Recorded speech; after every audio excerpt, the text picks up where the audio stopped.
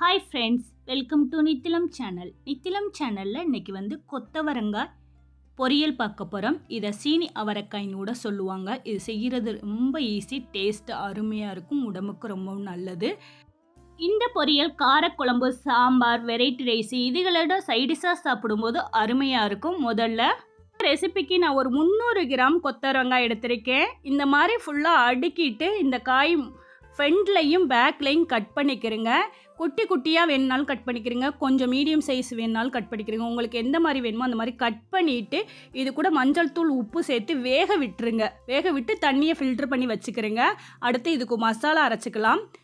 1 spoon ஜீரகம், 1/4 cup தேங்காய், 1 spoon தனி மிளகாய் தூள் சேர்த்துட்டு கொரகொரன்னு அரைச்சி எடுத்து வச்சுக்கிறேங்க. இது இருக்கட்டும். அடுத்து ஒரு கடாயில் 2 ஸ்பூன் ஆயில் சேர்த்துக்கிறேன். ஆயில் நல்லா ஹீட் ஆனதுக்கப்புறம் 1/4 டீஸ்பூன் கடுகு, 1/4 டீஸ்பூன் உளுந்தப்பருப்பு, 1/4 டீஸ்பூன் ஜீரகம், இது எல்லாமே பொரிஞ்சதுக்கப்புறம் கொஞ்சமாக கருவேப்பிலை சேர்த்துக்கிறேன். சேர்த்து அதுவும் பொரிஞ்சதுக்கப்புறம் 4 பல்லு பூண்டை தட்டிட்டு சேர்த்துக்கிறேன். அடுத்து 1 கைப்பிடி அளவுக்கு சின்ன வெங்காயம், பொரியல்னாவே சின்ன வெங்காயம் சேர்த்தா சூப்பராக இருக்கும். சேர்த்துட்டு அந்த ஆயிலில் வதக்கிக்கிறேங்க. வெங்காயம் நல்லா வதங்கணும். வெங்காயம் சேர்த்துட்டு ரொம்ப வதக்க வேணாம், லைட்டாக கலர் சேஞ்ச் ஆகவும்.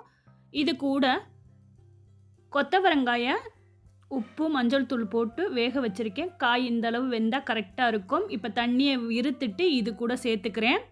காய் நல்லா வெந்துருச்சு. இருந்தாலும் இந்த ஆயில் கூட ஒரு 2 நிமிஷம் வதக்கி விடுங்க. அடுப்பை மீடியம் ஃப்ளேமில் வச்சு அந்த எண்ணெய் கூட வதக்கும் போது நல்ல டேஸ்ட்டாக இருக்கும். இந்த மாதிரி வதக்குனதுக்கு அப்புறம் அடுத்து 1/4 டீஸ்பூன் மஞ்சள் தூள், அடுத்து அரைச்ச அந்த தேங்காய் பேஸ்ட்டை இது கூட சேர்த்துக்கிறேங்க. ரொம்பவும் அரைக்கக்கூடாது, இந்த மாதிரி நரன்னு அரைச்சி இது கூட சேர்த்துக்கிறேங்க.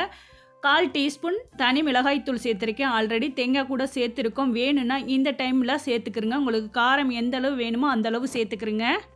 1 நிமிஷம் நல்லா வதக்குனதுக்கு அப்புறம் கொஞ்சமாக உப்பு சேர்த்துக்கிறேன். அந்த தேங்காய் சேர்த்துட்டு உப்பு சேர்க்கலை, அதனால் உப்பு சேர்த்துட்டு அடுப்பை சிம்மில் வச்சு ஒரு 2 நிமிஷம் வேக விடுங்க. அந்த பச்சை வாசனை போய் சூப்பராக கமகமனு வாசனையான கொத்தவரங்காய் பொரியல் ரெடி ஆயிடுச்சு. இந்த மாதிரி ட்ரை பண்ணிங்கன்னா திரும்ப திரும்ப இதே மாதிரி தான் ட்ரை பண்ணிங்க. சூப்பராக இருக்கும் டேஸ்ட்டு. காரக்குழம்பு, சாம்பார் சாதம், வெரைட்டி ரைஸ் இதுகளுக்கு சைடிஷாக சாப்பிடும்போது அருமையாக இருக்கும். கண்டிப்பாக உங்கள் வீட்லேயும் ட்ரை பண்ணிவிட்டு உங்களோட ஃபீட்பேக்கை நித்திலம் சேனலுக்கு ஷேர் பண்ணுங்கள். நித்திலம் சேனலுக்கு தொடர்ந்து சப்போர்ட் பண்ணுங்கள்.